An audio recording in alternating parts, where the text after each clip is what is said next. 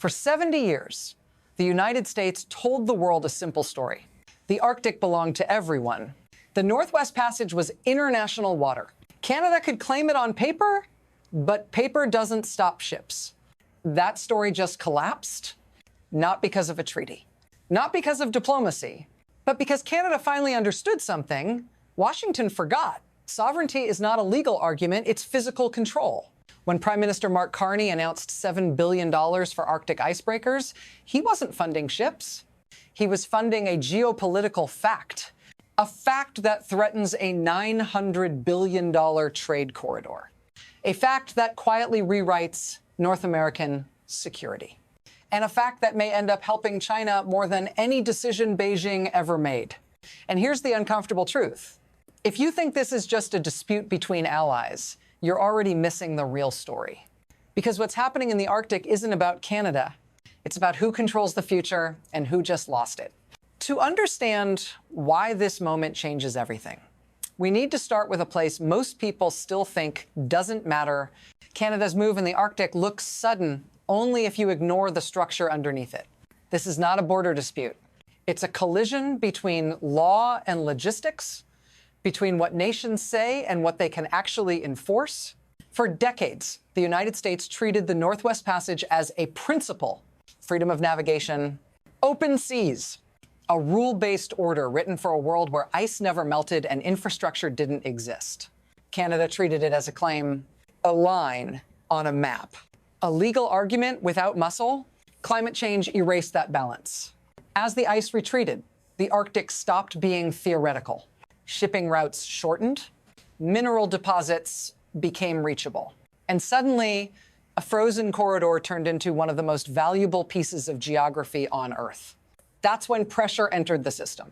American economic threats didn't weaken Canada. They forced it to choose between dependence and control. And Canada chose control.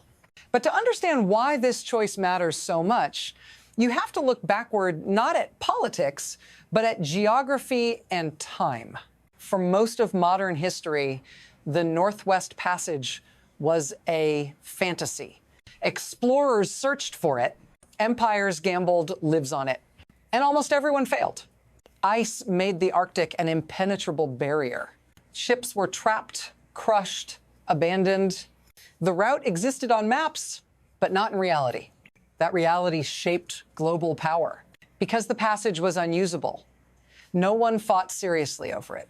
Canada claimed it in 1946. The United States disagreed, but the disagreement didn't matter because the ice enforced neutrality better than any navy ever could. Then the climate cycle broke. Arctic ice began retreating faster than even pessimistic models predicted. A route frozen solid 10 months a year became seasonally navigable. And soon, predictably, open, geography didn't change. Physics did. And when physics changes, law follows or gets left behind. What had once been a symbolic argument suddenly became a countdown. Because once the passage opened, whoever moved first wouldn't just win traffic. They would define control. The moment the Arctic became usable, the crisis stopped being theoretical, and the first shock arrived. The first real crisis didn't come from Canada. It came from the United States. In 1969, an American oil tanker called Manhattan entered the Northwest Passage without asking permission. No warning, no negotiation, just steel cutting through Canadian Arctic waters. Ottawa protested. Washington ignored it. 16 years later, it happened again. The U.S. Coast Guard icebreaker Polar Sea transited the passage, same message, louder signal. These waters are international. We don't need your consent. Canada escorted the ships, raised flags, issued statements, but everyone watching understood the reality. Canada could object, but it couldn't stop anyone. That moment froze Canadian Arctic policy for decades. Because sovereignty without enforcement is just symbolism. And symbolism doesn't survive contact with power. The crisis wasn't the ships. It was the precedent. Once the world saw that Canada couldn't control the passage, the argument was over, not legally, but practically. And for years, no one bothered to challenge that outcome. But what most people missed is that this wasn't a victory of law, it was a victory of infrastructure. What actually decides sovereignty isn't international law. It's infrastructure. Ports decide who can dock. Icebreakers decide who can move. Radar decides who is seen. And logistics decide who has to ask for permission, even if no one admits it out loud. For decades, Canada had none of that. No deep-water ports meant ships had nowhere to refuel or repair. No icebreakers meant no year-round presence. No surveillance meant no enforcement. So every legal claim Canada made existed in a vacuum. The United States understood this perfectly. By treating the Northwest Passage as international waters, Washington wasn't defending a principle. It was exploiting an absence, because as long as Canada couldn't service, monitor, or regulate traffic, freedom of navigation wasn't a debate. It was a default condition. But here's the critical shift. Infrastructure doesn't argue, it impose.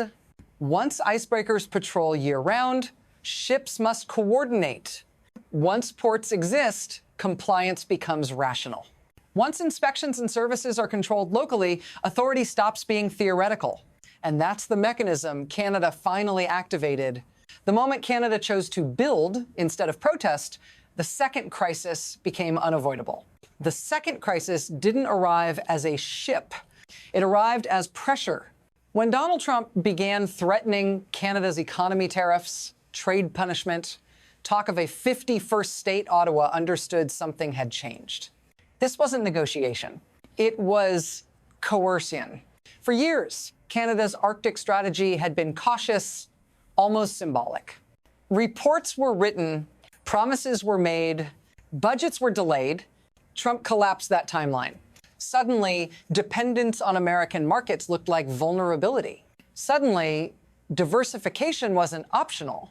And suddenly, the Arctic stopped being a long-term aspiration and became an immediate necessity.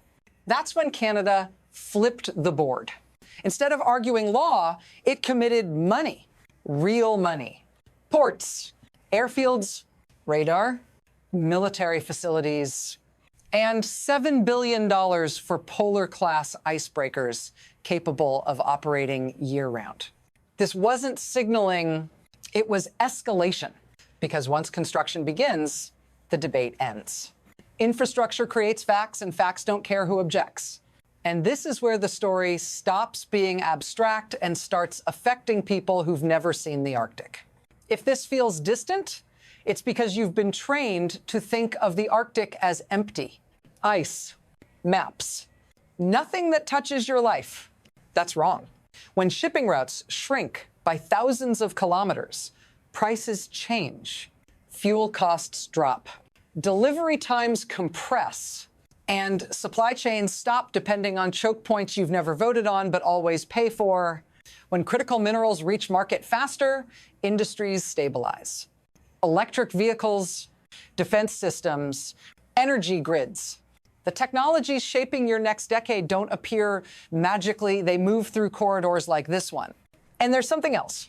Control isn't just about trade.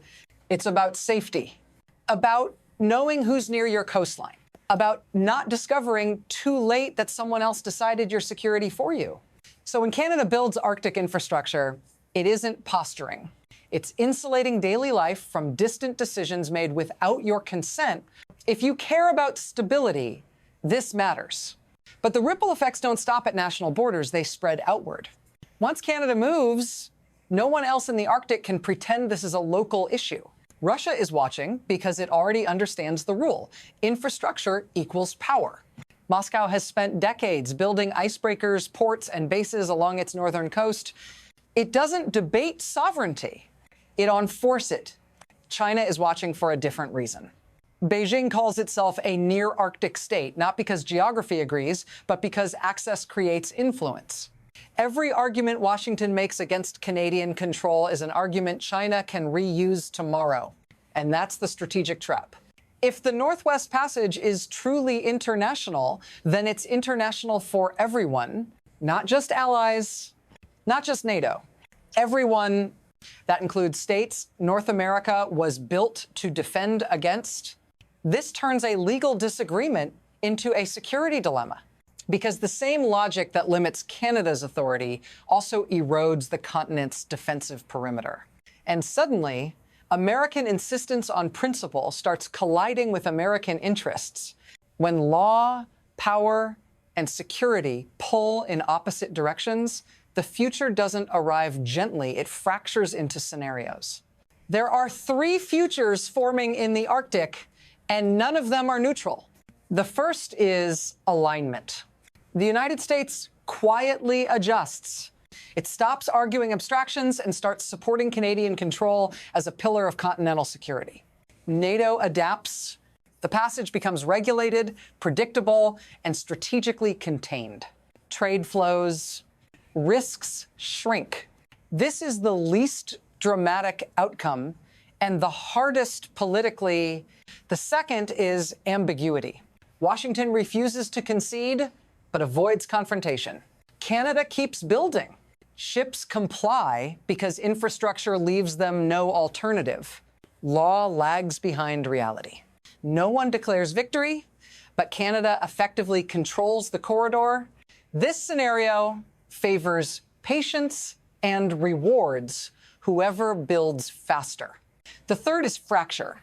The United States doubles down on freedom of navigation. China adopts the same logic. Russia exploits the opening. Multiple powers test the passage simultaneously. Security coordination erodes. The Arctic becomes contested not by words, but by presence. Here's the critical insight. None of these outcomes will be decided by lawyers. They will be decided by cranes, hulls, ports, and icebreakers.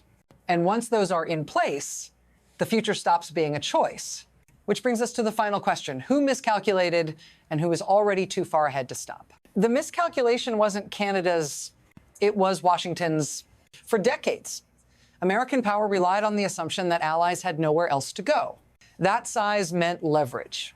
That pressure meant compliance. The Arctic proved otherwise. Trump didn't force Canada to submit. He forced Canada to build. And once a nation builds physical control, arguments lose relevance. Every icebreaker Canada launches doesn't just cut through ice. It cuts through illusion, the illusion that sovereignty can be ignored, the illusion that power is permanent, the illusion that pressure has no cost. What's emerging in the Arctic isn't a rebellion. It's a lesson that influence without infrastructure decays, that allies remember who treats them as partners and who treats them as territory, and that the world is quietly learning how to resist without confrontation. The Northwest Passage is opening. Canada is ready. And the United States is discovering that some futures can't be vetoed, only watched. If you want to understand how global power is really shifting, not in speeches, but on the ground, stay with this channel. Because the Arctic is only the beginning.